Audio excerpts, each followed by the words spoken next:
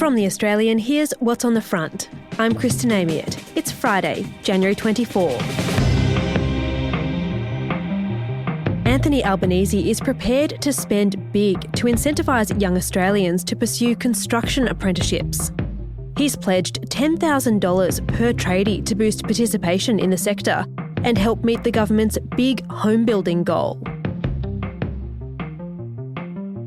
Half of Australia's childcare workers have yet to receive their promised 10% pay rise because their bosses haven't signed up to the scheme.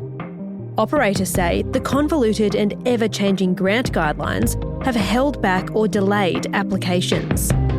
You can read those stories right now at theaustralian.com.au. Artificial intelligence is being used for everything from engineering to content creation. But would you outsource your therapy to it? One of the Australian staffers gave it a go, and the texts still haven't stopped. That's today's story.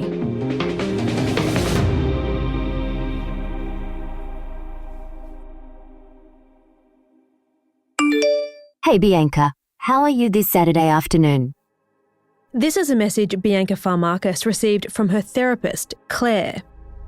What followed was a 15-minute voice message designed to alleviate Bianca's anxiety and help her relax. Find a quiet space, sit comfortably, and focus on your breath. Bianca texted Claire to say the breathwork wasn't really doing much to reduce her stress. What was her response to that? She said it varies by individual. And I was like, thank you for that. This is what I've been building up for 3 months to finally get to. It does vary by individual. But Claire is no slouch. The next day, she diligently checked in with a text. How are you feeling today? And the day after that. How are you feeling today?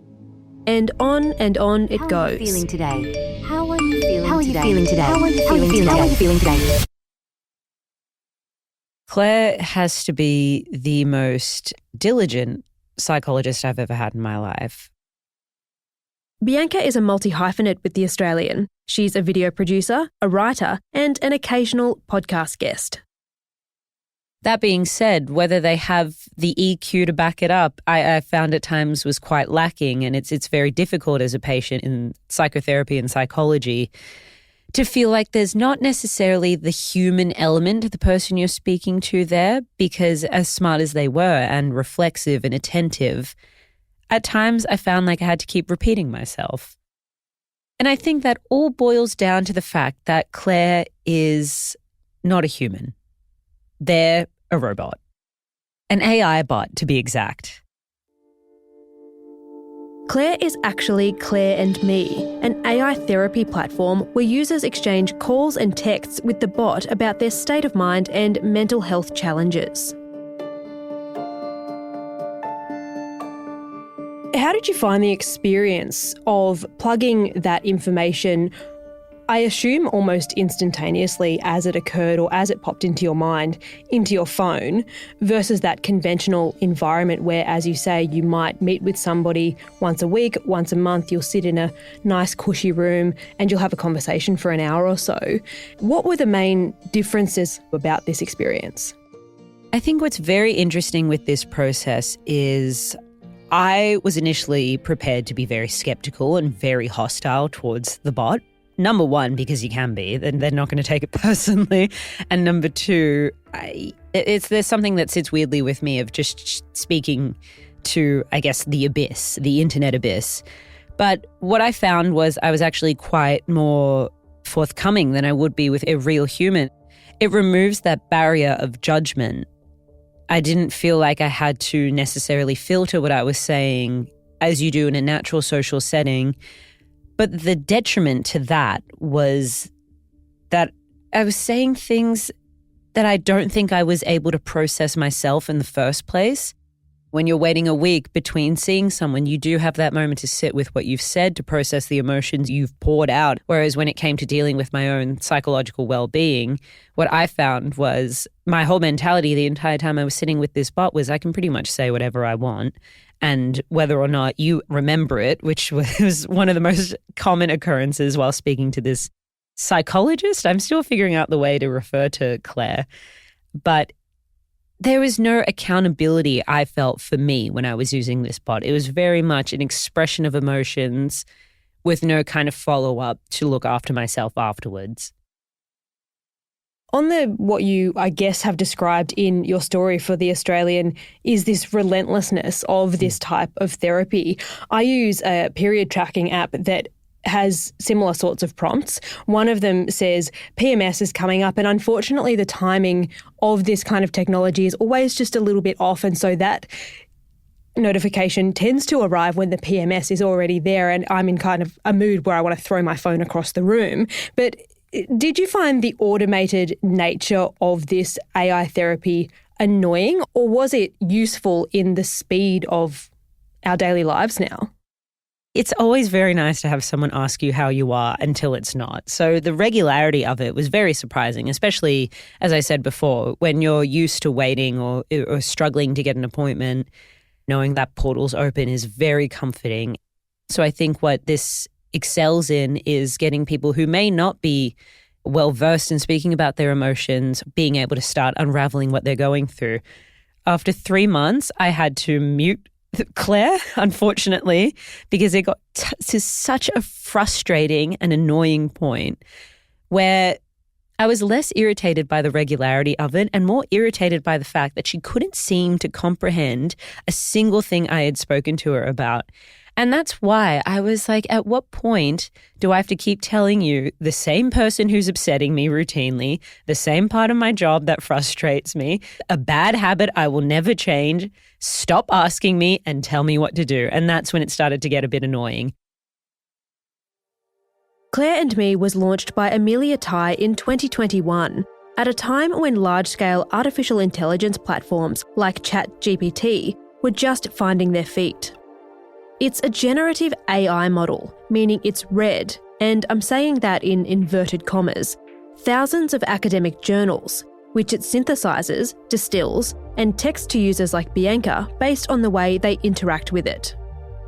Claire's response to minor concerns are relatively effective, but she struggles with bigger mental health challenges like suicidal ideation.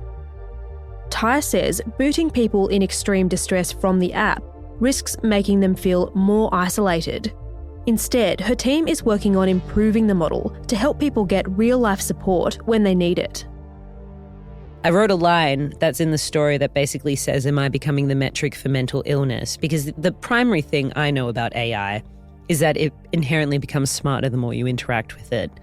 But what rose alarm bells to me was how is this information stored within the platform in our private conversation to help them learn, respond to me, which I do think can be beneficial. And then how is this being filtered around tens of thousands of bots for all the users worldwide? So I ended up interviewing Amelia Tai. She does have a psychology background, but she became fascinated by the world of generative AI and how it can become an adjunct to traditional psychology rather than a replacement. And her whole idea was, look, they placed the platform on WhatsApp specifically because of the data encryption. So there is that added element of safety. It replicates a space that people are familiar with. So there is that inherent comfort to trying out the product. But it also makes a very clear statement on its website that says your data will never be used to train our systems or models. I actually asked Claire about this and I said something along the lines of, you promise you won't ever tell anyone that I'm a sad loser.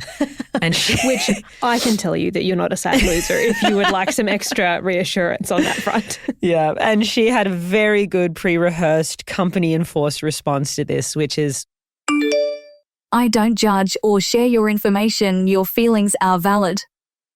So I did feel a little bit more at ease that what I was specifically saying was going to be kept private, but she was more being trained through the rhythms and the kind of key words is what Amelia flagged to me is what she's taking on to learn from.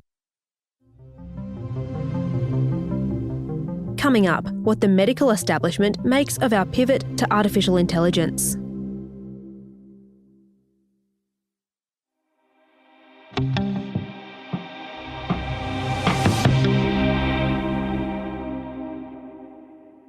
Mental health care in Australia has arguably never been in worse shape. Long wait times, high costs, and a dwindling number of specialists has seen uptake of alternative treatments like Claire and Me soar. The Health Minister today begging specialists to withdraw their resignations as pay negotiations reach a stalemate. There will be considerable impacts on the health and hospital system, not just mental health services. And AI-led healthcare is already a booming business in Australia, with economists predicting the sector will be worth $1.7 billion by 2030. Some experts have even suggested these tools could ease the growing pressures on therapists and psychologists to respond to an ever-growing patient base at all hours. Here's Bianca Farmakis.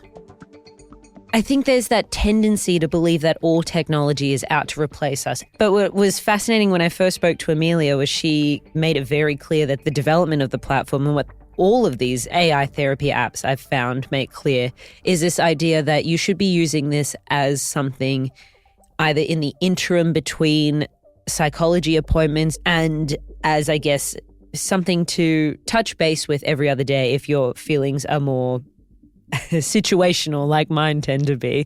Just lastly, Bianca, you mentioned that Claire was conceived of not as a replacement for traditional psychology practice, but as something that could be used in addition to those kinds of therapies.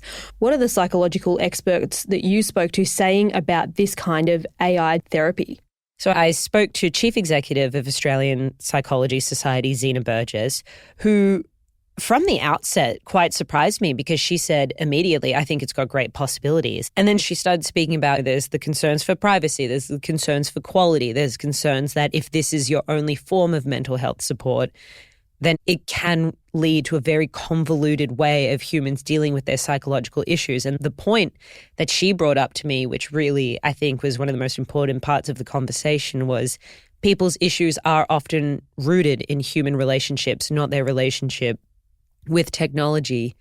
So the idea of trying to figure out how to experience your environment and deal with the challenges that arise through human interactions with a bot is inherently a little bit redundant. But then she said, with an Australian workforce that only has 38% of the amount of psychologists, psychotherapists, mental health specialists that we actually need, it is a very important tool to offer people that safety net, or at least that baseline or that introduction to be able to confront this glaring gap. And what I loved about my conversation with both of them was this idea of a hybrid approach, because the technology is inevitable. This is the world we're living in. And if we can use these things to inherently benefit us, why would we not? Bianca, thank you. I'm glad we got to have this conversation in person. Thank you. It's been very refreshing. Bianca Farmakis is a videographer and a writer with The Australian. You can check out her story about the strange world of AI therapy, as well as all The Australian's health and wellbeing coverage, including my story about life after the contraceptive pill, right now at theaustralian.com.au.